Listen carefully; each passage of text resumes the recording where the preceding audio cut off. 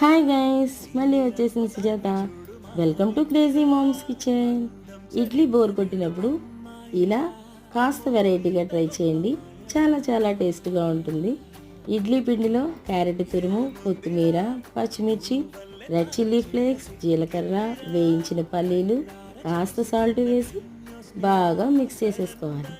ఇలా మిక్స్ చేసుకున్న ఈ పిండిని చక్కగా ఇడ్లీ రేకుల్లో ఇడ్లీ వేసేసుకోవాలి. ఆవిరిలో పెట్టి ఉడికించేసుకోవాలి. అంతే, సాఫ్ట్గా వేడివేడిగా వెజిటేబుల్ ఇడ్లీ రెడీ అయిపోయింది. ఈ ఇడ్లీని ప్లేట్లోకి తీసుకుని పక్కన వెల్లుల్లి కారం వేసుకుని వేడివేడి నెయ్యి ఇడ్లీ పైన వేసుకుని ఆ నెయ్యిని కాస్త వెల్లుల్లి కారంలో కూడా వేసి ఇడ్లీని కొబ్బరి చట్నీతో వెల్లుల్లి కారంతో మార్చి మార్చి తింటేనే ఆ టేస్ట్. మరి మీరు కూడా ట్రై చేసి ఎలా ఉందో ఒక కామెంట్ చేసేయండి.